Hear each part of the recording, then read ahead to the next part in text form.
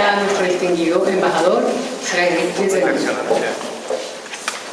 Muchas gracias, buenas tardes a todas y todos. Estamos reunidos para la celebración, la conmemoración del Día Internacional de la Francofonía, entonces voy a hablar en francés.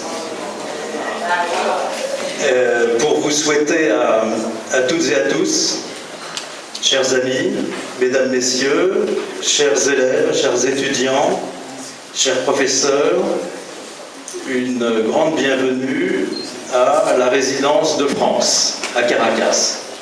Cette maison, c'est la maison de la francophonie.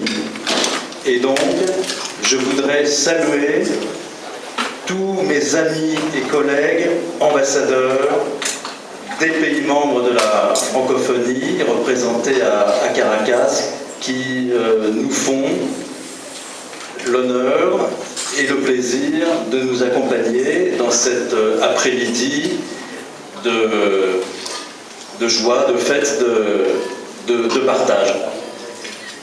Tous les 21 mars, et donc aujourd'hui à Caracas, nous sommes un peu en avance sur le calendrier, nous célébrons la journée internationale de la francophonie. Et la francophonie au Venezuela, elle est incarnée, elle est animée par les ambassades de Belgique, du Canada, d'Égypte, de Grèce, d'Haïti, du Liban, de Roumanie, de Suisse, du Vietnam et de France.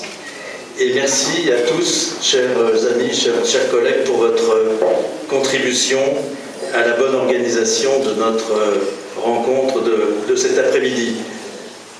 En citant les pays de la francophonie qui sont représentés à Caracas, je pense avoir illustré combien la francophonie est une réalité diverse et universelle.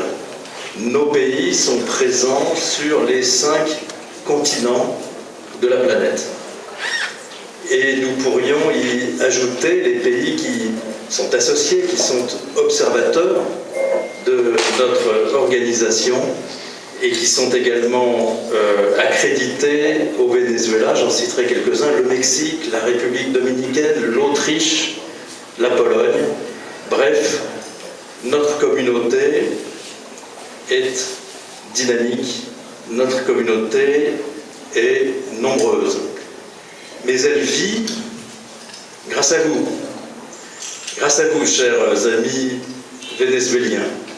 Merci à vous d'être venus, si nombreux, participer, partager ces moments de manifestation de la présence et du dynamisme de la francophonie au Venezuela. Nous allons traduire concrètement par la remise de prix à ceux qui ont gagné le concours que nous avons organisé. Mais avant d'y venir, je voudrais souligner quelques points très rapidement pour bien confirmer le caractère universel de notre famille. Les francophones, ce sont les hommes et les femmes de 80 pays dans le monde, répartis sur les 5 continents, je le disais.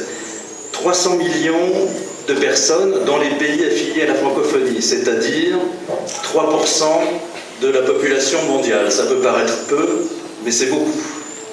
Et si l'on regarde les projections, dans 30 ans, ce seront 8% de la population mondiale qui appartiendront à ces pays francophones. Plus de 700 millions d'hommes et de femmes.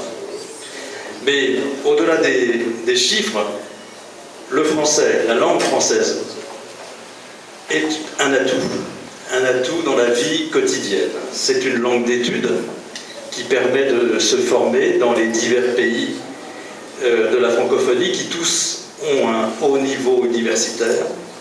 C'est aussi une langue des affaires, du monde du commerce et de l'économie, et donc un instrument important au service de la vie professionnelle, et je pense en particulier aux étudiants et aux élèves qui sont avec nous. Alors l'Amérique latine, dans ce tableau, on le sait naturellement, un continent de tradition espagnole, mais elle a toujours porté un intérêt particulier à la langue française, pour ne pas dire une certaine tendresse à l'égard de notre langue. Une langue que nos amis latino-américains ont toujours considérée comme une langue de culture, mais aussi comme un moyen privilégié de participer aux échanges intellectuels qui traversent le monde. Et de nombreux étudiants latino-américains ont choisi les pays francophones comme destination privilégiée d'études et de travail. Le Venezuela s'inscrit bien sûr dans cette tradition et on pourrait dresser une liste complète d'artistes, d'intellectuels, d'universitaires, d'hommes politiques vénézuéliens qui se sont formés dans les pays francophones et qui se sont inspirés de notre langue, qui est plus qu'une langue, qui est aussi une vision du monde, fondée sur le respect de la diversité et des différences, leur promotion, et aussi sur les valeurs d'échange et de dialogue. Et pour toutes ces raisons, je me réjouis bien sûr, avec tous mes collègues francophones, de vous recevoir aujourd'hui à la résidence, vous qui êtes les héritiers de cette proximité entre le Venezuela et le monde francophone. Le Venezuela, où aujourd'hui plus de 25 000 personnes apprennent le français, dans les écoles, dans les lycées, dans les universités, dans les alliances françaises. Les 10 alliances françaises qui sont établies au Venezuela et dont nous avons célébré le 40e anniversaire il n'y a pas très longtemps. Les alliances qui, aux côtés du lycée français, le Colegio Francia de Caracas, qui lui est un peu plus ancien, puisqu'il a fêté ses 60 ans l'année dernière, constituent des maillons essentiels du rayonnement et de la promotion de la langue et de la culture qui nous est en partage. Je voudrais en particulier saluer les professeurs et les étudiants qui, à travers tout le Venezuela, ont donc participé à ce concours intitulé « Découverte de la francophonie » et dont nous allons distinguer, récompenser les vainqueurs. À Caracas, à Mérida, à Maracaibo, à Valencia, à Trujillo, à Táchira, à Port-la-Mar, nombreux sont ceux qui ont participé à ce concours, venant notamment de la UCV et des universités de Los Andes, des Zulia et des Carabobo. Tous ont rivalisé pour démontrer leur maîtrise de la langue française et leur connaissance de la France et des pays francophones.